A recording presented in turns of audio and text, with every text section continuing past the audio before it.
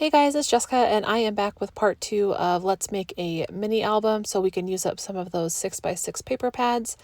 And in this video I am sharing how I am going to make the base of the book.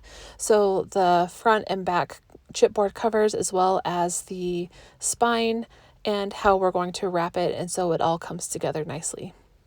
So I am just taking some chipboard that I have and cutting the spine to 2 inches by 6.5 inches, and then the front and back covers will be 6.5 by 6.5. If you don't have chipboard in your stash, that's really not a huge deal. I will definitely link to some below, but another alternative is that you can use cereal boxes, cracker boxes, anything that you'll be able to cut out the size of the album that you want will work just fine. So definitely don't go out and purchase chipboard just because you want to start making mini albums. I would start out with some of those cereal boxes and see if this is a project that you enjoy making. And then you can, invest in some actual chipboard. But honestly, I've made mini albums just using a cereal box. So now I'm going to be making the wrap for my chipboard, and all I am doing is taking 2 pieces of 8.5 by 11 pieces of paper, and I am gluing them together on the 8.5 inch side. And now I'm just going to glue down my chipboard pieces. So I like to make sure my spine is glued down right at that point in which the 8.5 by 11 pieces of paper are glued together. So that way I am not creating an additional crease in my mini album when I open and close it.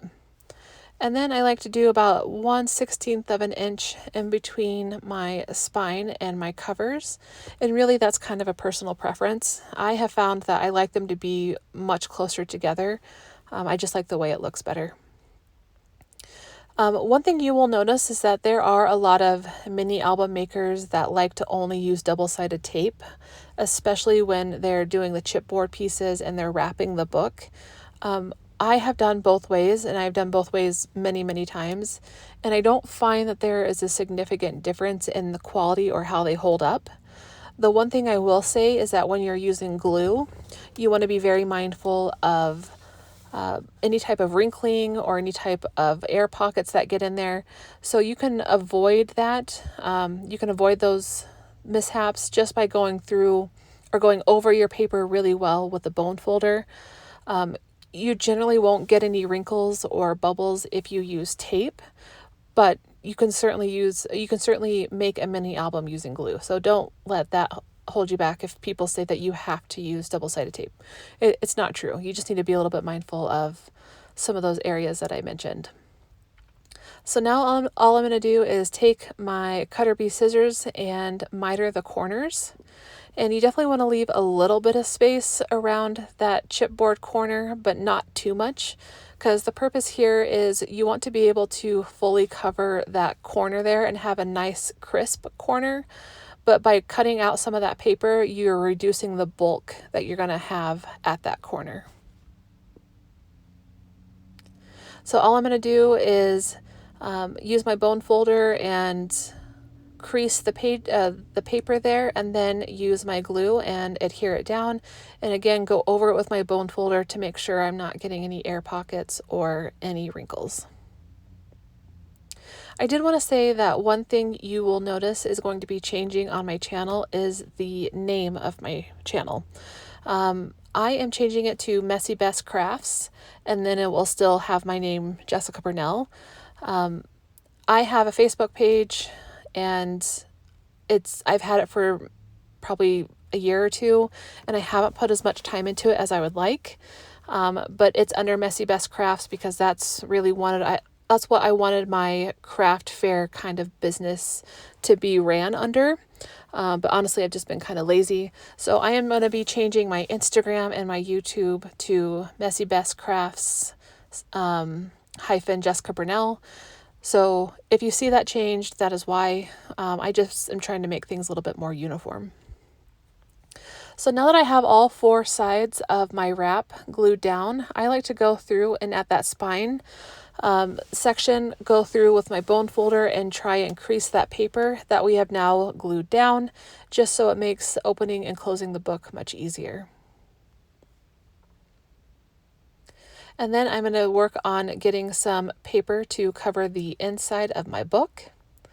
And honestly, I cannot recall what I cut my paper to, but I will definitely put it in the description of this video.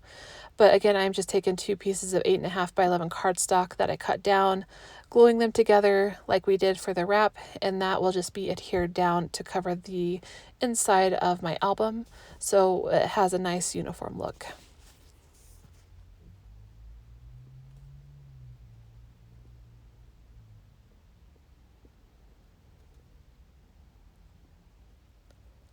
Because these mini albums, when you make them and when you sell them, the hope is that the people will use them and add pictures and people will look at them. So you'll notice that I use a lot more glue than I normally would in other projects. And that's because I really want this to hold up and last for as long as possible. So if you see me using a lot of glue, that is why. But then you'll see that I'm always going over it with my bone folder to make sure it's adhered down really well. And again, I'm not getting any of those wrinkles. I do like to check on all the edges of my paper to make sure they are glued down. And if I can like lift up that paper with the needle nose of my glue bottle, then I know it's not glued down enough for me. So I'll add a little bit of glue in those little pockets that I find. So now all I'm going to do is go through and bend that spine again and make sure everything is looking good. And now I have a really nice firm cover. And that is it for part 2. And thank you so much for watching.